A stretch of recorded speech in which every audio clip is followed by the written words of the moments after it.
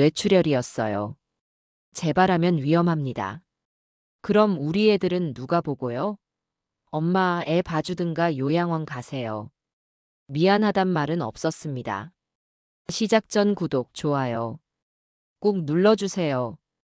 저는 박순자, 올해 68입니다. 남편은 3년 전에 세상을 떠났습니다. 심장마비였습니다. 갑자기 쓰러지셨습니다. 병원에 갔을 때는 이미 늦었습니다. 35년을 함께 살았는데 하루아침에 혼자가 됐습니다. 지금은 서울 변두리 작은 아파트에서 혼자 살고 있습니다. 25평짜리입니다. 남편이 평생 일해서 마련한 집입니다. 시세로 7억 정도 한다고 합니다. 그리고 예금이 5천만 원 있습니다. 남편 퇴직금과 보험금입니다. 딸이 하나 있습니다. 이름은 김미영, 올해 40입니다. 결혼한 지 10년 됐습니다. 사위 이름은 박준호, 딸과 동갑입니다. 손주가 둘 있습니다. 큰 손주 지훈이가 8살, 작은 손주 지우가 6살입니다.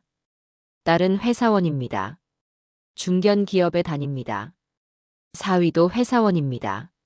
맞벌이 부부입니다. 강남에 있는 아파트에서 삽니다. 전세입니다. 전세금이 10억이라고 합니다. 남편이 돌아가신 후 저는 외로웠습니다. 매일 혼자 텔레비전만 봤습니다. 친구들도 있었지만 자주 만나지는 못했습니다. 다들 자기 생활이 바쁘니까요. 그러던 어느 날 딸에게서 전화가 왔습니다. 엄마, 나 좀 부탁할 게 있어. 뭔데? 지훈이랑 지우 좀 봐줄 수 있어? 우리 둘 다 회사 다니잖아. 애들 어린이집 보내면 한 달에 150만 원이나 들어. 2명이면 300만 원이야. 저는 잠시 생각했습니다. 그래, 엄마가 봐줄게. 우리 손주들 보는 게 뭐가 힘들겠니? 고마워, 엄마.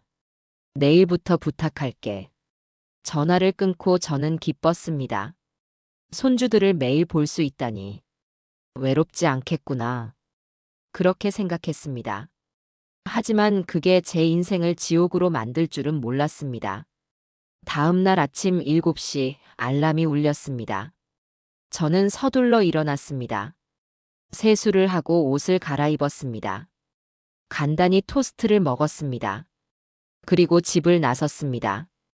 딸의 집까지는 지하철로 1시간 걸렸습니다. 환승을 2번 해야 했습니다. 역에서 걸어서 10분 더 걸렸습니다. 총 1시간 10분 정도 걸렸습니다. 딸의 집에 도착하니 8시 10분이었습니다. 엄마 왔어? 딸이 문을 열어줬습니다. 급하게 화장하고 있었습니다. 응, 왔다. 애들 아직 자고 있어. 깨워서 밥 먹이고 놀아줘. 우리는 출근해야 해서. 그래, 알았어. 딸과 사위는 서둘러 출근했습니다. 저는 손주들 방으로 갔습니다. 지훈아, 지우야, 일어나라. 손주들을 깨웠습니다. 둘 다 칭얼거렸습니다. 할머니, 졸려요. 그래도 일어나야지. 밥 먹어야지. 아침 식사를 준비했습니다. 딸이 밥은 해놨습니다. 계란 프라이를 부치고 김치를 꺼냈습니다. 손주들과 함께 먹었습니다. 할머니, 이거 맛없어요. 지우가 투정했습니다. 그래도 먹어야지. 안 먹으면 배고프잖아. 식사를 마치고 손주들과 놀아줬습니다. 블록도 쌓고 그림도 그렸습니다. 텔레비전도 봤습니다. 점심시간이 됐습니다. 냉장고를 열어봤습니다. 먹을 게 별로 없었습니다. 라면을 끓였습니다. 할머니, 또 라면이에요? 어제도 라면 먹었잖아요. 지훈이가 불평했습니다. 미안해. 할머니가 다음엔 다른 거 해줄게. 오후에도 계속 손주들을 돌봤습니다. 싸우지 않게 중재하고 숙제도 봐주고 간식도 챙겨줬습니다. 저녁 7시 딸에게서 전화가 왔습니다. 엄마, 나 오늘 야근이야. 8시 반쯤 갈게. 그래, 알았어. 결국 저는 저녁 8시 반까지 손주들을 봤습니다. 딸이 퇴근하고 집에 왔습니다. 엄마, 고생했어. 애들 말 잘 들었어? 응, 잘 놀았어. 그럼 내일 또 부탁할게. 조심히 들어가. 집으로 돌아오는 길, 저는 피곤했습니다. 지하철에서 졸았습니다. 집에 도착하니 밤 10시였습니다. 하루가 이렇게 지나갔습니다. 아침 7시에 일어나서 밤 10시에 집에 왔습니다. 15시간을 밖에서 보냈습니다. 하지만 저는 괜찮다고 생각했습니다. 손주들이 귀엽잖아요. 딸을 돕는 거잖아요. 그게 매일 반복될 줄은 몰랐습니다. 2장 일상이 된 고통. 일주일이 지났습니다. 매일 아침 7시에 일어났습니다. 딸의 집까지 1시간 넘게 걸려서 갔습니다. 하루 종일 손주들을 돌봤습니다. 저녁 8시쯤 집에 돌아왔습니다. 처음에는 괜찮았습니다. 하지만 점점 힘들어졌습니다. 무릎이 아팠습니다. 원래 관절염이 조금 있었는데 더 심해졌습니다.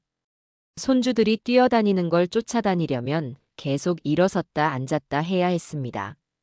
무릎이 쑤셨습니다. 허리도 아팠습니다.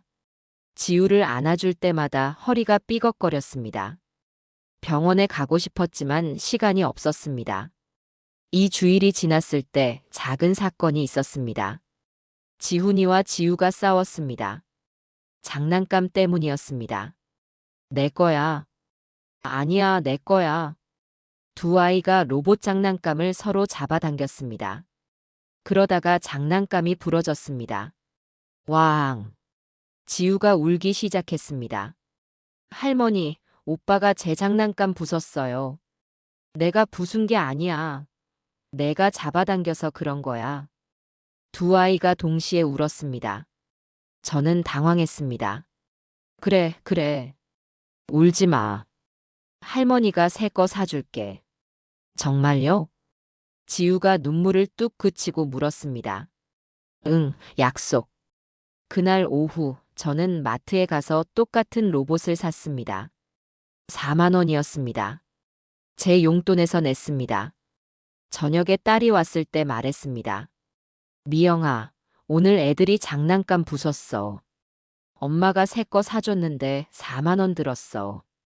그래요? 고마워요, 엄마. 엄마, 나 바빠. 애들아, 가자. 딸은 손주들을 데리고 나갔습니다. 돈 이야기는 끝까지 못했습니다. 3주일째 지우가 감기에 걸렸습니다. 할머니, 나 아파요. 지우가 열이 나고 기침을 했습니다. 저는 병원에 데려갔습니다. 소아과 진료비 2만 원, 약값 15,000원입니다. 총 35,000원이었습니다. 제가 냈습니다. 저녁에 딸에게 말했습니다. 미영아, 지우가 감기 걸려서 병원 다녀왔어. 35,000원 들었어.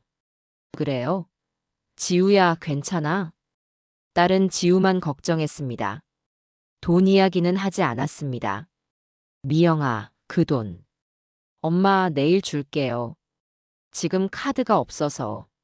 하지만 내일이 되어도 돈을 주지 않았습니다. 한 달이 지났습니다. 딸에게 말했습니다. 미영아, 엄마 좀 힘드네. 매일 왕복 2시간씩 이동하고 하루 종일 애들 보고. 엄마도 나이가 있잖아. 엄마, 조금만 참아줘. 우리 돈 모아서 곧 애들 어린이집 보낼게. 그래, 알았어. 하지만 한 달이 더 지나도 어린이집 이야기는 없었습니다. 대신 다른 문제가 생겼습니다. 돈이었습니다. 손주들 간식을 사줘야 했습니다. 과자, 우유, 과일. 하루에 10,000원씩 들었습니다. 한 달이면 30만 원이었습니다. 점심도 제가 해결해야 했습니다. 딸이 돈을 주지 않았습니다. 제 돈으로 장을 봤습니다. 한 달에 40만 원 정도 들었습니다. 손주들이 장난감을 사달라고 했습니다. 지훈이는 로봇, 지우는 인형. 한 번 사주면 또 사달라고 했습니다. 한 달에 30만 원 정도 썼습니다. 합치면 한 달에 100만 원이 나갔습니다. 저는 딸에게 말했습니다. 미영아, 엄마가 애들 돌보는 건 좋은데 돈이 너무 많이 들어. 간식비랑 밥값이라도 좀 줄 수 있니? 엄마, 미안해. 우리도 돈이 빠듯해. 전세금 대출 이자 내야 하고 생활비도 빠듯하고. 조금만 참아줘. 그래도. 엄마, 나 바빠. 나중에 이야기하자. 전화가 끊어졌습니다. 저는 한숨을 쉬었습니다. 예금 통장을 확인했습니다. 5천만 원에서 4,800만 원으로 줄어 있었습니다. 2달 만에 200만 원이 나간 겁니다. 이러다가 돈 다 떨어지겠네. 걱정이 됐습니다. 석 달째 되던 어느 날 친구 영희를 만났습니다. 영희는 제 50년 지기였습니다. 같은 동네에서 자랐습니다. 영희도 딸이 하나 있었습니다. 순자야, 요즘 왜 이렇게 안 보여? 미영이네 애들 봐주느라 바빠. 매일? 응, 매일. 영희가 놀란 표정을 지었습니다. 매일? 돈은 받아? 아니. 뭐, 돈도 안 받고. 미영이가 미쳤구나. 저는 쓸쓸하게 웃었습니다. 미영이도 힘들잖아. 맞벌이라 바빠. 그래도 그렇지. 엄마 공짜로 부리면 안 되지. 영희는 화를 냈습니다. 순자야, 너 이용당하는 거야. 정신 차려. 그래도 손주들이 귀엽잖아. 귀여우면 뭐해. 너 건강 망가지는데. 영의 말이 맞았습니다. 저는 건강이 많이 나빠졌습니다. 순자야, 내 말 들어. 당장 그만둬. 안 그러면 너 큰일 나. 하지만 미영이가 뭐, 엄마가 해주는 게 당연한 줄 알아? 아니야. 너도 내 인생 있어. 영희의 말이 가슴에 와닿았습니다. 하지만 쉽게 그만둘 수 없었습니다. 조금만 더 해볼게. 미영이가 곧 어린이집 보낸다고 했어. 언제? 곧. 영희는 고개를 저었습니다. 순자야, 곧이라는 말 믿지 마. 그건 영원히 안 온다는 뜻이야. 집으로 돌아오는 길, 저는 영의 말을 계속 생각했습니다. 그날 밤, 저는 거울을 봤습니다. 3개월 만에 제 모습이 많이 변했습니다. 얼굴이 수척해졌고 눈 밑에 다크서클이 생겼습니다. 머리카락도 많이 빠졌습니다. 내가 이렇게까지 해야 하나? 의문이 들었습니다. 석 달이 지났습니다. 건강이 더 나빠졌습니다. 무릎이 너무 아파서 계단을 내려가기가 힘들었습니다. 허리도 아팠습니다. 아침에 일어나면 허리를 펴기가 어려웠습니다. 혈압도 올라갔습니다. 원래 고혈압 약을 먹고 있었는데 스트레스 때문인지 혈압이 더 올랐습니다. 머리가 자주 어지러웠습니다. 병원에 가야 했습니다. 하지만 시간이 없었습니다. 매일 손주들을 돌봐야 했으니까요. 어느 날 저는 딸에게 부탁했습니다. 미영아, 엄마 다음 주 수요일에 병원 가야 해. 그날은 애들 못 볼 것 같아. 엄마, 그날은 안 돼. 내가 중요한 회의가 있어. 하루만 더 봐줘. 하지만 엄마 건강이. 엄마, 제발.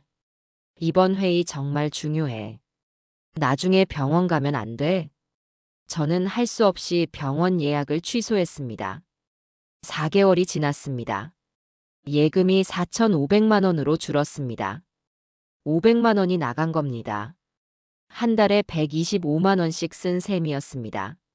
저는 딸에게 다시 말했습니다. 미영아, 엄마 진짜 힘들어. 돈도 계속 나가고 건강도 안 좋고. 이제는 못할 것 같아. 엄마, 무슨 소리야?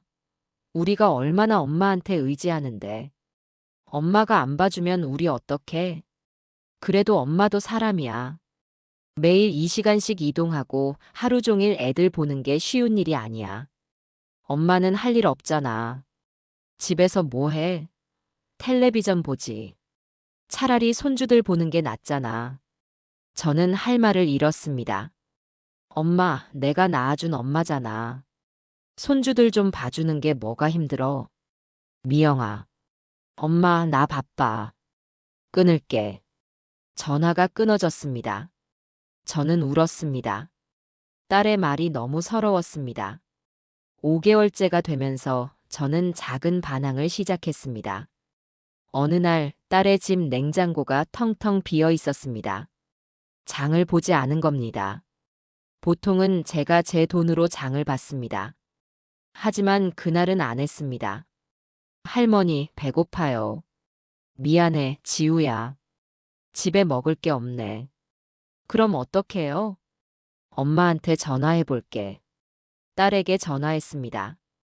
미영아, 집에 먹을 게 하나도 없어. 애들이 배고파해. 엄마, 장 좀 봐주세요. 엄마 돈이 없어. 엄마 통장에 5천만 원 있잖아요. 그건 엄마 노후 자금이야. 함부로 못 써. 에휴, 알았어요. 제가 카드 번호 알려줄 테니까 그걸로 결제하세요. 결국 딸의 카드로 장을 봤습니다. 처음으로 딸 돈을 쓴 겁니다. 하지만 저녁에 딸이 화를 냈습니다. 엄마, 오늘 50만 원이나 썼어요? 이게 뭐예요?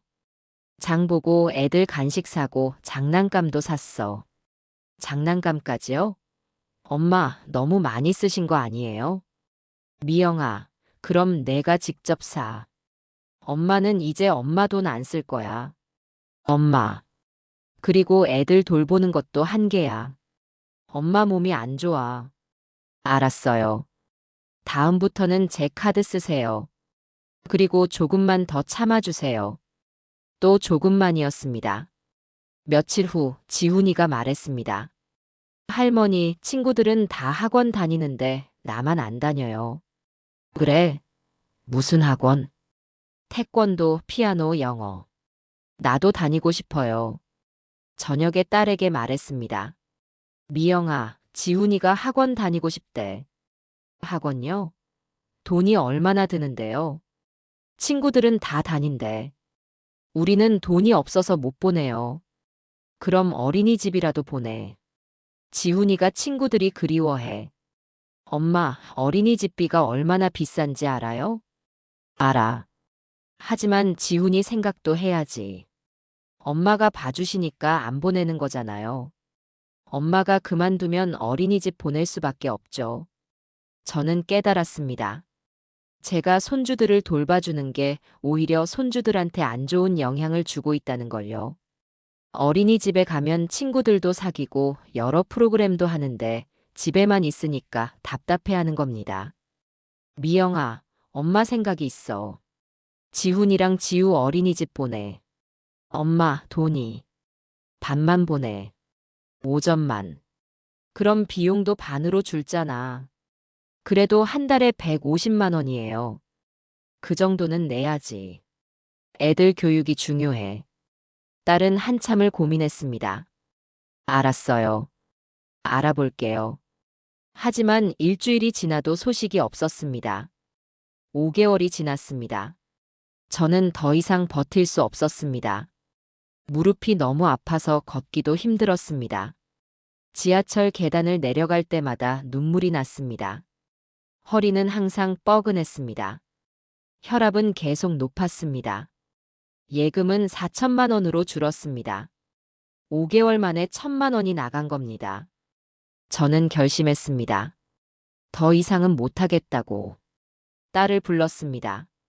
딸의 집에서 만났습니다. 사위도 함께 있었습니다. 미영아, 준호야, 엄마가 할 말이 있어. 뭔데요, 어머니? 사위가 물었습니다. 미안하지만 엄마 이제 애들 못 봐줄 것 같아. 순간 두 사람의 얼굴이 굳었습니다.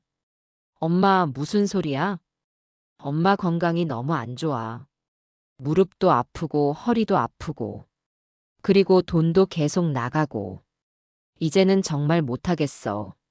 딸이 화를 냈습니다. 엄마, 지금 우리한테 어떡하라는 거예요? 우리가 애들 맡길 데가 없는데. 어린이집 보내. 어린이집비가 얼마나 비싼데요? 한 달에 300만 원이에요. 그래도 어쩔 수 없잖아. 엄마도 힘들어. 사위가 끼어들었습니다. 어머니, 저희가 어머니한테 너무 의지한 건 미안합니다. 하지만 조금만 더 참아주실 수 없을까요? 저희가 돈 좀 모으면 어린이집 보낼게요. 언제? 벌써 5개월이 지났어. 계속 조금만 더라고 하는데 언제까지 기다려야 해? 딸이 울기 시작했습니다. 엄마가 우리 안 도와주면 우리 어떡해요? 제발 좀 도와줘요. 저는 마음이 약해졌습니다. 딸이 우는 걸 보니 마음이 아팠습니다. 그래. 조금만 더 해볼게. 고마워요, 엄마. 사랑해요. 집으로 돌아오는 길, 저는 후회했습니다. 왜 또 허락했을까? 6개월이 지났습니다. 예금이 3,500만 원으로 줄었습니다. 6개월 만에 1,500만 원이 나간 겁니다. 한 달에 250만 원씩 쓴 셈이었습니다. 이대로는 1년 안에 돈이 다 떨어질 것 같았습니다. 저는 아르바이트를 알아보기 시작했습니다.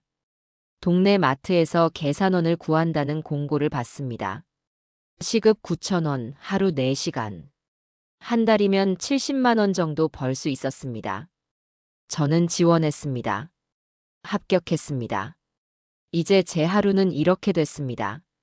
아침 7시에 일어나서 딸의 집으로 갑니다. 손주들을 돌봅니다. 오후 5시에 딸이 퇴근합니다. 저는 마트로 갑니다. 저녁 6시부터 10시까지 일합니다. 집에 도착하면 밤 11시입니다. 하루 16시간을 일하는 셈이었습니다. 68살 할머니가요. 딸에게 말했습니다. 미영아, 엄마 이제 저녁엔 못 봐줘. 마트에서 일해야 해. 엄마, 왜 일을 해요? 돈 벌어야지. 엄마 예금 다 떨어져가. 엄마 돈은 왜 떨어져요? 애들 돌보느라 돈이 계속 나가잖아. 딸은 잠시 침묵했습니다. 미안해요, 엄마. 제가 돈을 드렸어야 했는데. 이제라도 줄 수 있어? 지금은 힘들고요. 나중에 드릴게요. 나중에도 곧처럼 오지 않는 말이었습니다. 7개월째 되던 날이었습니다. 마트에서 일하고 있었습니다. 손님이 많았습니다. 계산을 하느라 정신이 없었습니다. 갑자기 눈앞이 흐려졌습니다. 어지러웠습니다. 손님, 잠깐만요. 저는 의자에 앉으려고 했습니다. 하지만 힘이 없었습니다. 그대로 쓰러졌습니다. 아줌마, 여기 사람 쓰러졌어요. 누군가 소리쳤습니다. 저는 의식을 잃었습니다. 눈을 떴을 때는 병원이었습니다. 의사가 제 옆에 서 있었습니다. 정신 차리셨어요? 보호자 연락했어요. 곧 오실 거예요. 제가 왜 여기? 과로로 쓰러지셨어요. 혈압이 너무 높았고요. 뇌졸중 초기 증상입니다. 정말 위험했어요. 딸이 병실로 들어왔습니다. 엄마, 괜찮아? 응. 의사가 딸에게 설명했습니다. 어머님이 과로로 쓰러지셨어요. 혈압이 180까지 올라갔고 뇌에 작은 출혈이 있었습니다. 다행히 큰 문제는 아니지만 절대 안정이 필요합니다. 얼마나 입원해야 해요? 최소 일주일은 입원하셔야 합니다. 그리고 퇴원 후에도 한 달은 쉬셔야 해요. 딸의 얼굴이 어두워졌습니다. 한 달이요? 네, 무리하시면 다시 쓰러지실 수 있어요. 최악의 경우 큰 뇌졸중이 올 수 있습니다. 병실에 딸과 단둘이 남았습니다.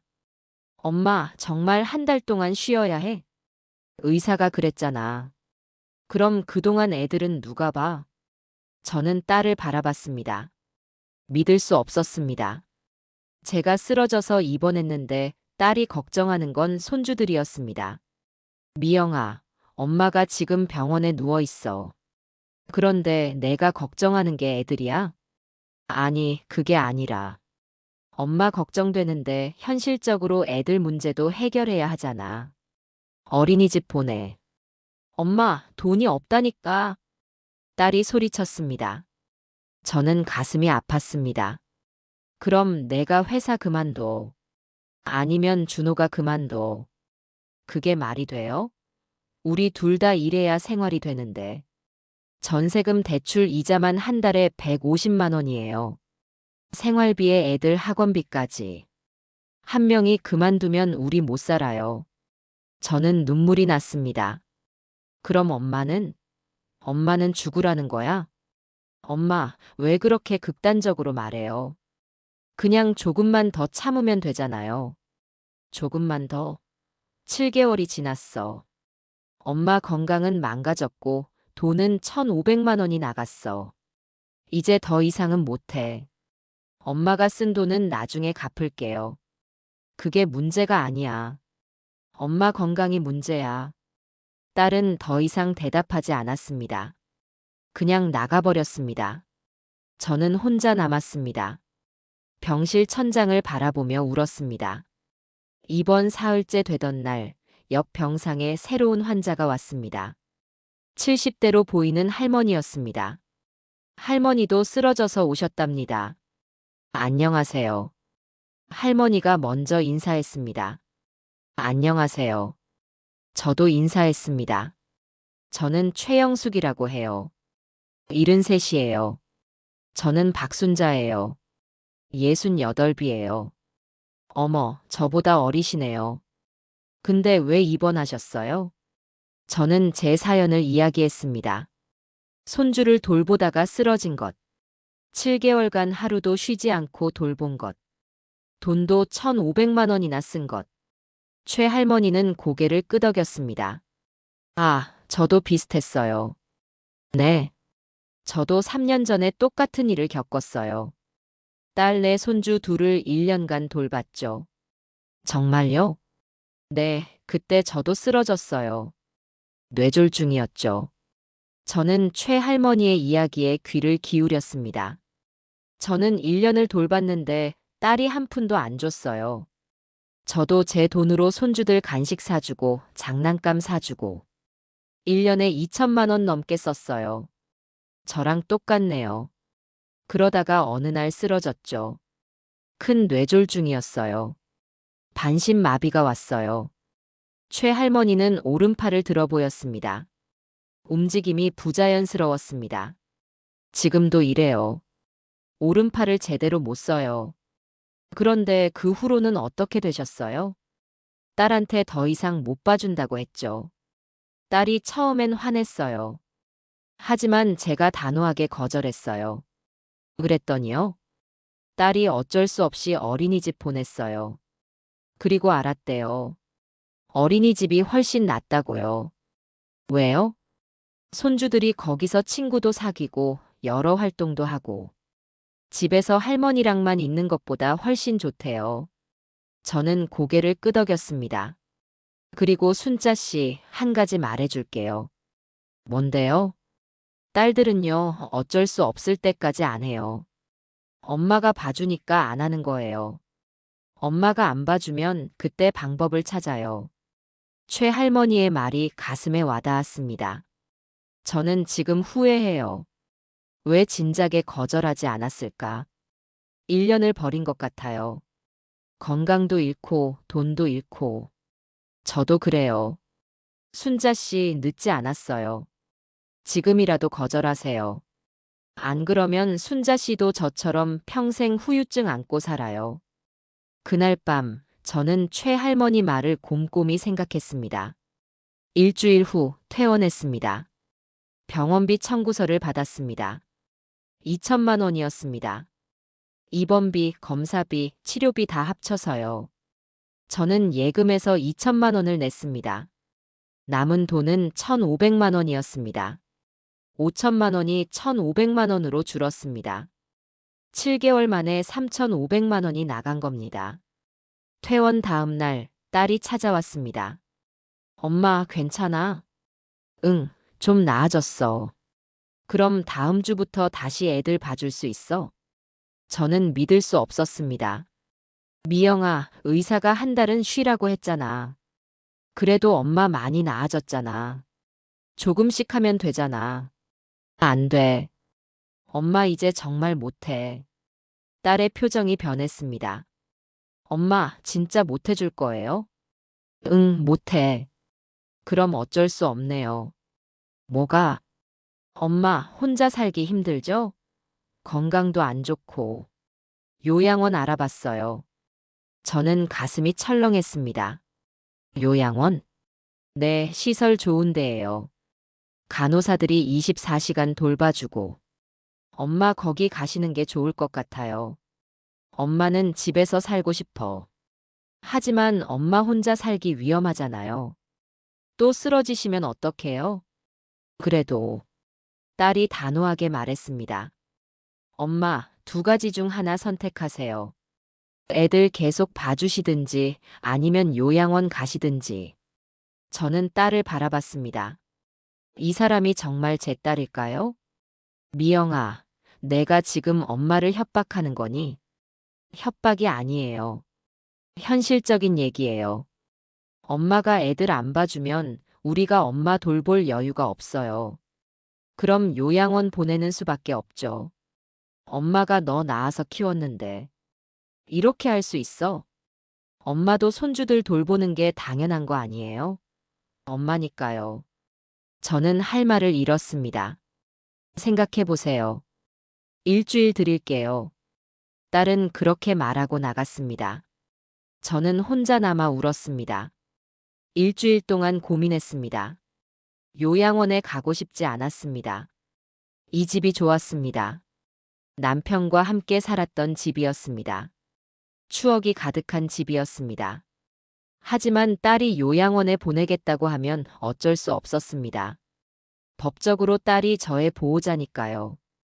결국 저는 굴복했습니다. 딸에게 전화했습니다.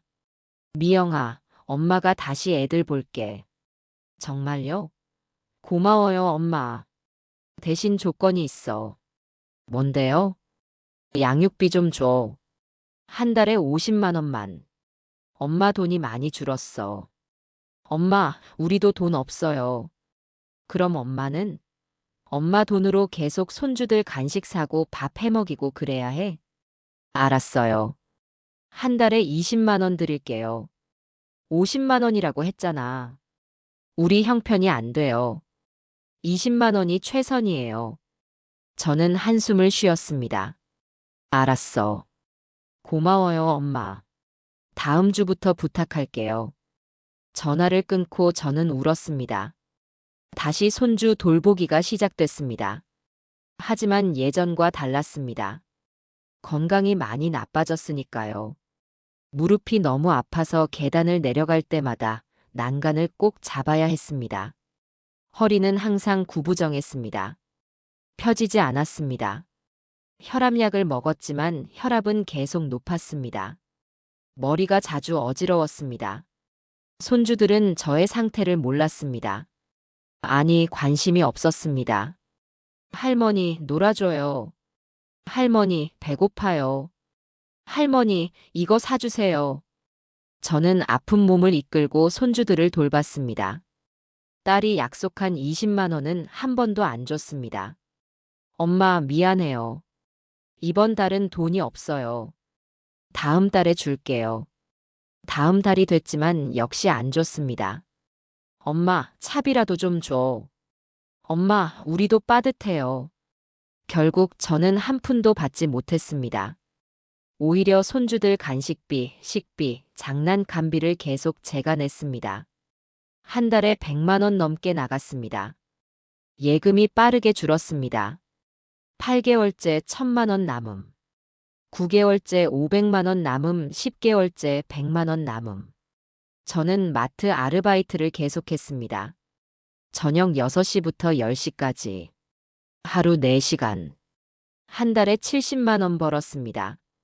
하지만 손주들한테 쓰는 돈이 한 달에 100만 원이니까 결국 매달 30만 원씩 적자였습니다. 11개월째 예금이 바닥났습니다. 통장 잔액 10만 원. 저는 딸에게 전화했습니다. 미영아, 엄마 돈이 다 떨어졌어. 이제 정말 못하겠어. 엄마, 조금만 더 참아요. 우리가 곧 돈 갚을게요. 언제? 보죠. 고지라는 말을 몇 번이나 들었는지 모릅니다. 저는 생활비가 없었습니다. 전기세, 가스비, 관리비. 밀리기 시작했습니다. 밥도 제대로 못 먹었습니다. 손주들 간식 사주느라 제 식비를 아꼈습니다. 체중이 10kg 빠졌습니다. 원래 55kg이었는데 45kg이 됐습니다. 친구들이 걱정했습니다. 순자야, 너 왜 이렇게 말랐어? 아니야, 괜찮아. 얼굴도 안 좋아 보이는데. 병원 가봤어? 응, 괜찮아. 저는 친구들한테 사실을 말하지 못했습니다. 부끄러웠습니다. 딸한테 이용당하고 있다는 게요. 1년이 됐습니다. 어느 날 저는 마트에서 일하다가 또 쓰러졌습니다. 이번에는 더 심각했습니다. 큰 뇌졸중이었습니다. 응급실로 실려갔습니다. 중환자실에서 눈을 떴습니다. 온몸에 튜브가 연결되어 있었습니다. 숨쉬기가 힘들었습니다. 말도 제대로 나오지 않았습니다. 의사가 딸에게 설명하는 소리가 들렸습니다. 환자분이 뇌졸중으로 쓰러지셨습니다. 왼쪽 뇌에 큰 출혈이 있었고 응급수술을 했습니다. 다행히 생명은 구했지만 후유증이 있을 수 있습니다. 무슨 후유증이요? 오른쪽 팔다리 마비, 언어장애 등입니다. 재활 치료를 받으셔야 합니다. 얼마나 입원해야 해요?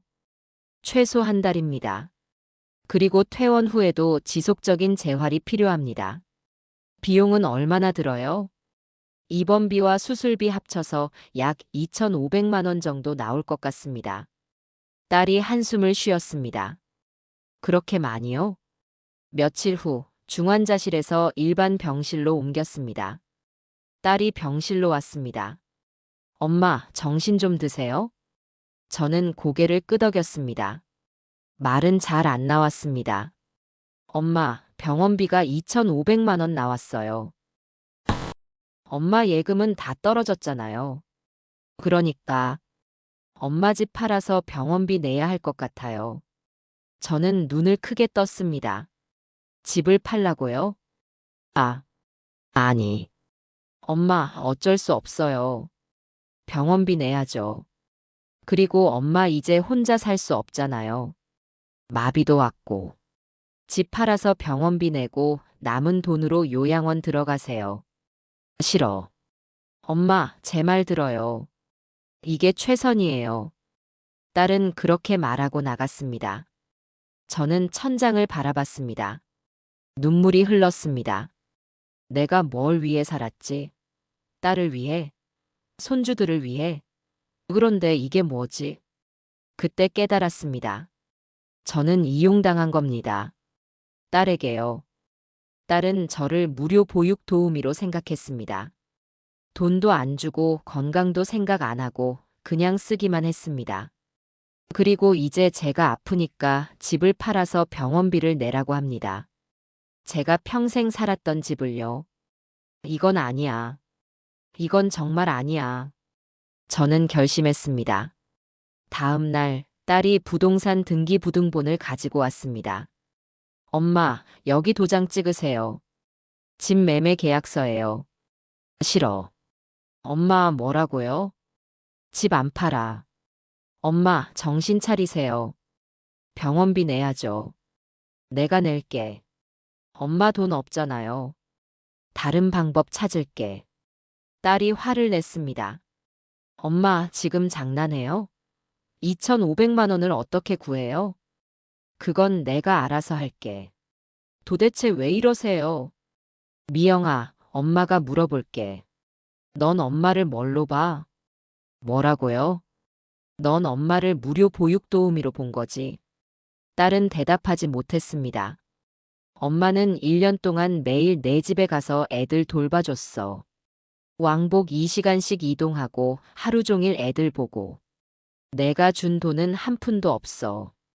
오히려 엄마 돈 3,500만 원 썼어.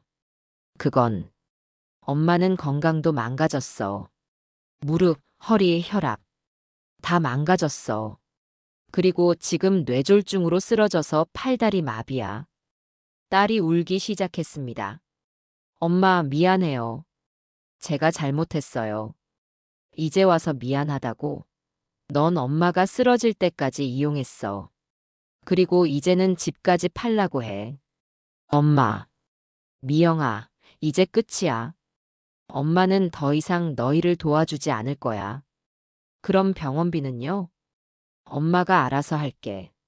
넌 신경 쓰지 마. 딸은 울면서 나갔습니다. 저는 혼자 남아 생각했습니다. 어떻게 해야 할까요?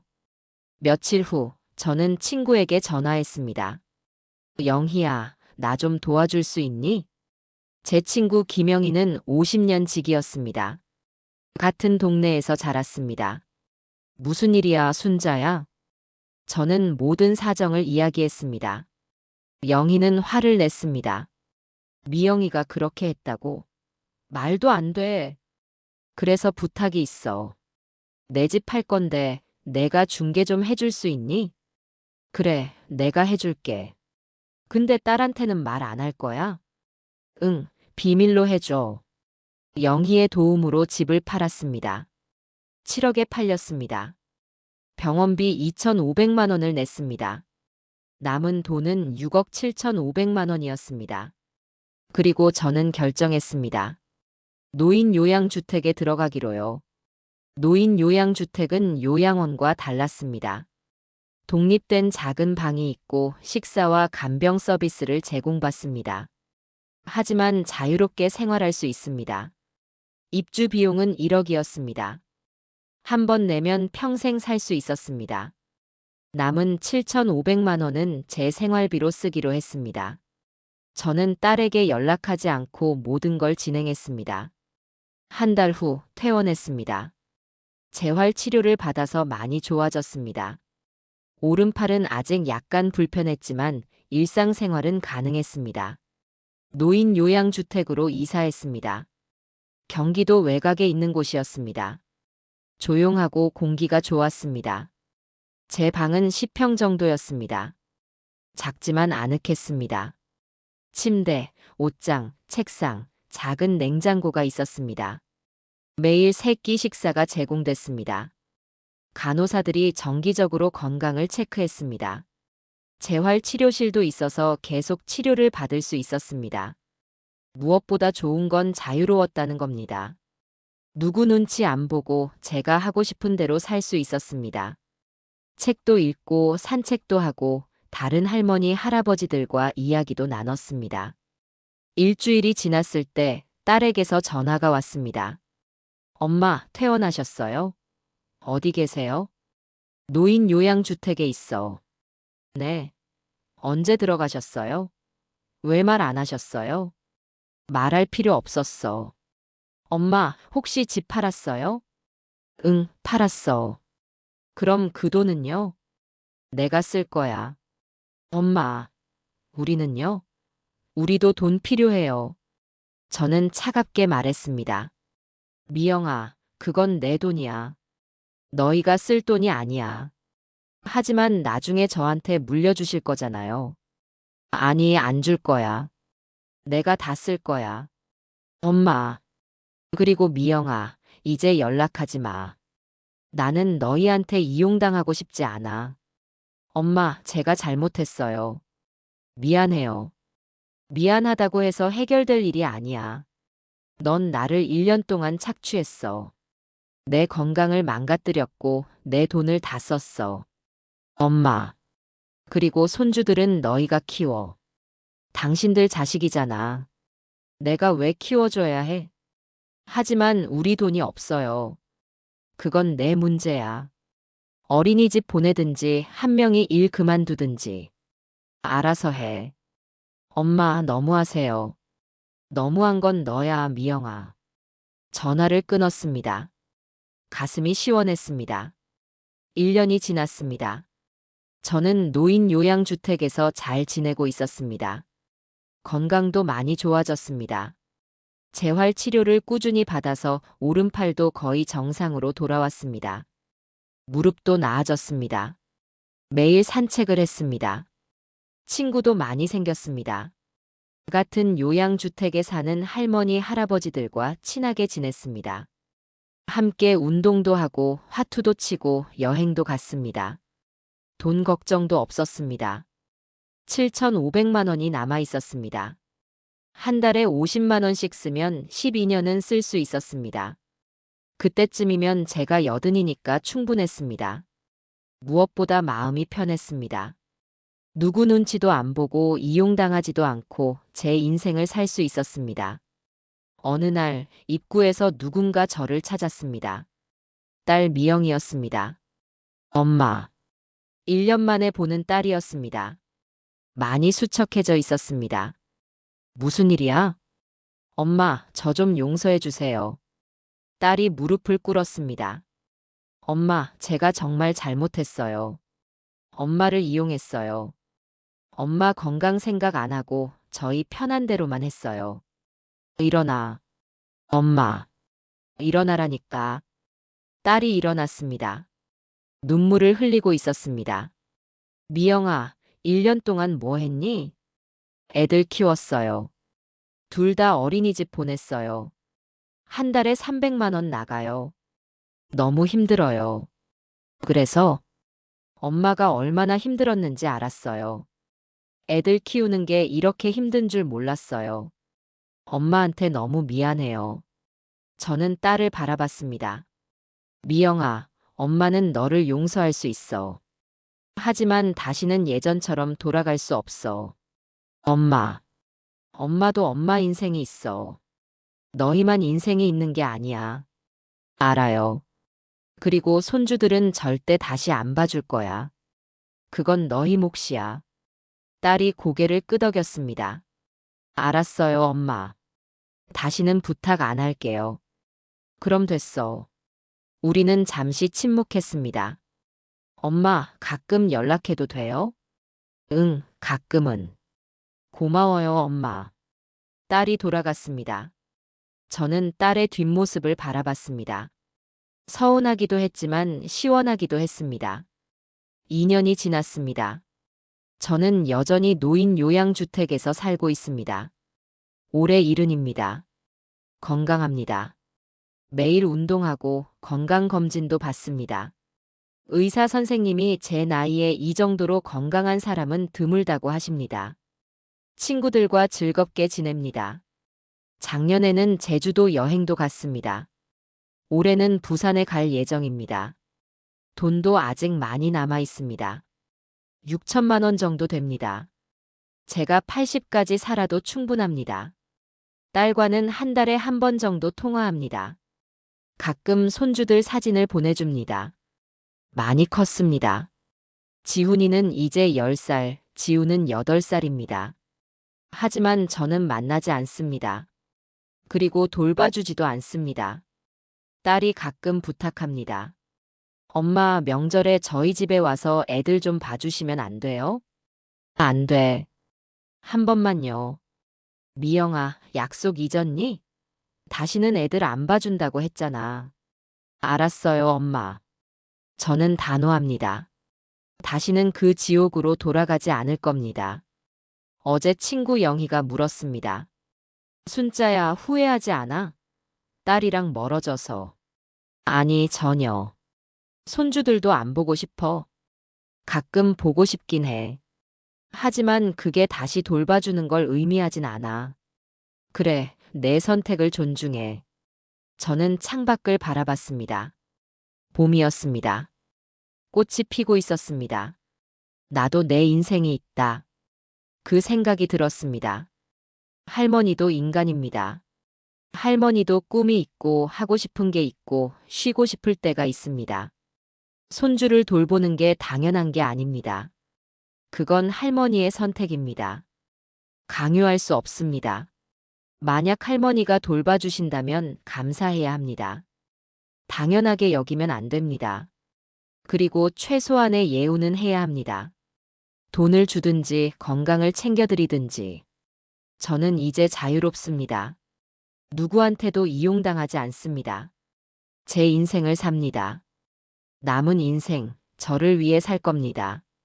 이것이 제 이야기입니다. 68배 깨달은 진실입니다. 할머니도 인간입니다.